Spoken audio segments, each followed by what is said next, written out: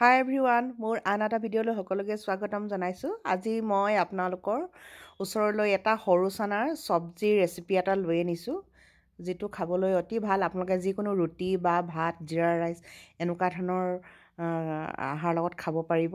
আৰু আহকচোন তেনেহ'লে মই কেনেদৰে বনাইছোঁ। এয়া মই আগদিনাখনে বুট তিয়াই থৈছোঁ। আপোনালোকৰ 7-8 ঘণ্টামান তিয়ালেও হ'ব। আৰু এইখিনি মই ভালদৰে ধুই পখালি আকৌ অলপ পানী দি তিয়াই থৈছোঁ। লগতে এয়া বিলাহী দুটাও মই কাটি লৈছোঁ।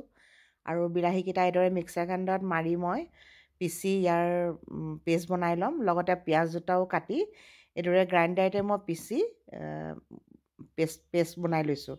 আপোনালোকে এনেদৰে সৰু সৰুকৈ মিহিকৈ কুটিও পাৰিব, কিন্তু এনেদৰে বনাই ল'লে খাবলৈ যথেষ্ট সোৱাদ হয়। এতিয়া আমি ইয়াত বুটখিনি ভালদৰে ধুই কুকাৰত সিজাই ল'ব লাগিব।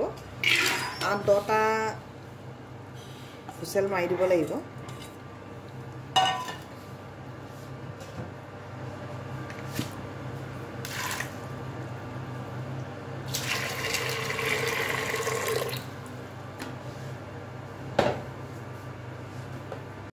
আৰু লগতে বইল কৰোঁতে নিমখ এচামুচো দি দিব, যাতে তেতিয়া বুটখিনি কোমল হৈ পৰে।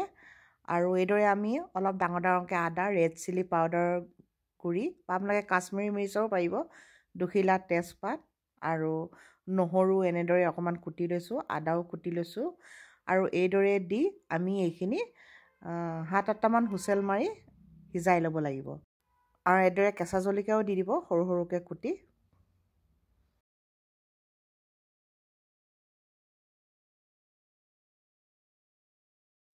আৰু এতিয়া আমি চব্জিত দিবলৈ কাৰণে আমি প্ৰথমে বাতি এটা লৈ তাত মছলাখিনি বনাই ল'ব লাগিব। এইদৰে মই 2 চামুচ হালধি দিছোঁ, ৰেড চিলি পাউডাৰ দিছোঁ এচামুচ, মানে কাশ্মীৰী মিৰ্চৰ পাউডাৰ দিব লাগিব। আৰু লগতে দিব লাগিব ধনিয়া গুড়ি 2 চামুচ, জিৰা গুড়ি এচামুচ, লগতে গৰম মছলা আৰু কচুৰি মেথি এচামুচ। আৰু এইদৰে আমি আটাইখিনি গুড়ি সামগ্ৰী এনেদৰে মিহলাই পানী দি ভালদৰে পেষ্ট কৰি ল'ব লাগিব। পেষ্ট মানে কি, অকণমান পনীয়া দৰে কৰিব।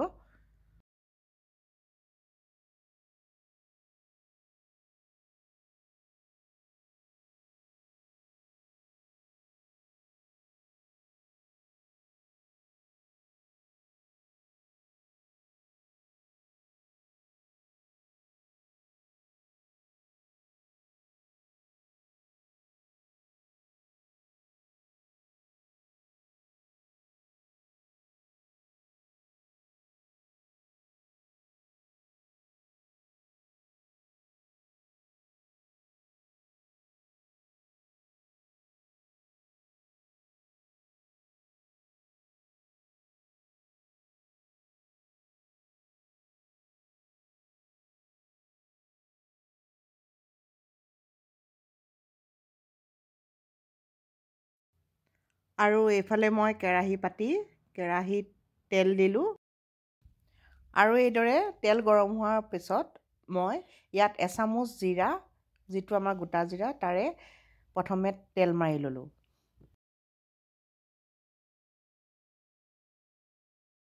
আৰু এইদৰে জিৰাখিনি ফোৰণ মাৰি লোৱাৰ পিছত আমি ইয়াত সৰু সৰুকৈ মিহি মিহিকৈ কাটি লোৱা নহৰু তেলত দি দিলোঁ। লগতে তাৰ আগতে আপোনালোকে হিং পাউডাৰ অকণমান দি দিব, তেতিয়া তেলত মানে গোন্ধটো বহুত ধুনীয়া হয়। আৰু লগতে ৰুকি থোৱা আদা এইদৰে আমি কেৰাহীত দি দিলোঁ। আপোনালোকে পেষ্টটো দিব পাৰিব।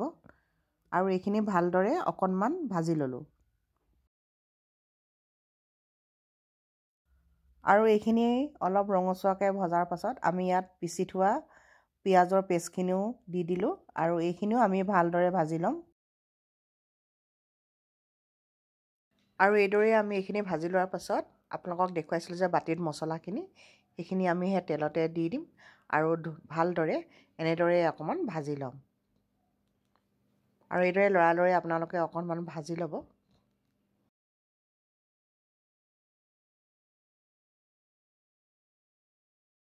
আৰু মছলাখিনি এইদৰে ভালদৰে ভাজি লোৱাৰ পাছত আমি এতিয়া কৰি থোৱা বিলাহীৰ পেষ্টখিনিও ইয়াতে দি দিম।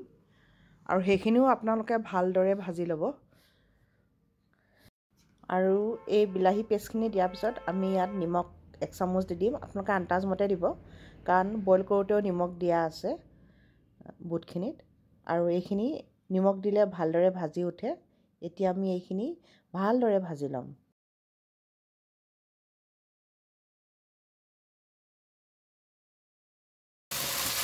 এতিয়া আমাৰ প্ৰায় মছলাখিনি এৰি আহিছে, ওপৰত তেলটো উঠি আহিছে। এতিয়া আমি এইখিনি বিলাহীখিনি ভজা হ'ল বুলি ভাজি ল'ব লাগিব।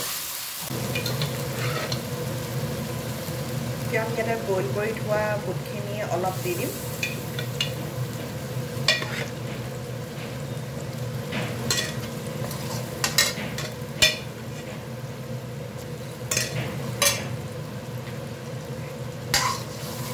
আৰু এইখিনি এনেদৰে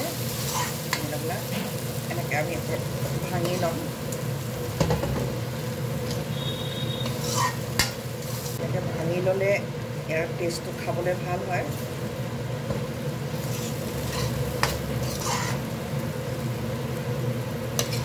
এনেদৰে মেছ কৰি ল'ব লাগিব, আৰু লাহেকৈ আমি ইয়াত এতিয়া এইখিনি দি দিম।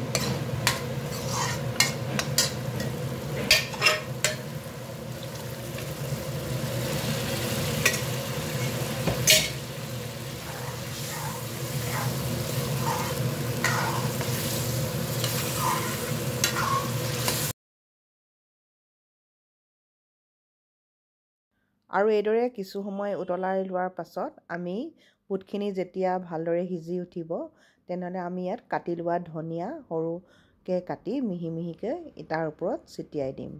আৰু এয়া মোৰ চানা মছলাখিনি হৈ গ'ল। দেখিছেনে বুটৰ চব্জিখন কিমান ধুনীয়া হৈছে, আৰু খাবলৈ যথেষ্ট ভাল লাগে। আপোনালোকক মই আগতেও কৈছোঁ, যিকোনো পৰঠা, ৰুটি বা এনেকুৱা ফ্ৰাইড ৰাইচৰ লগতো আপোনালোকে খাব পাৰিব জিৰা ৰাইচ।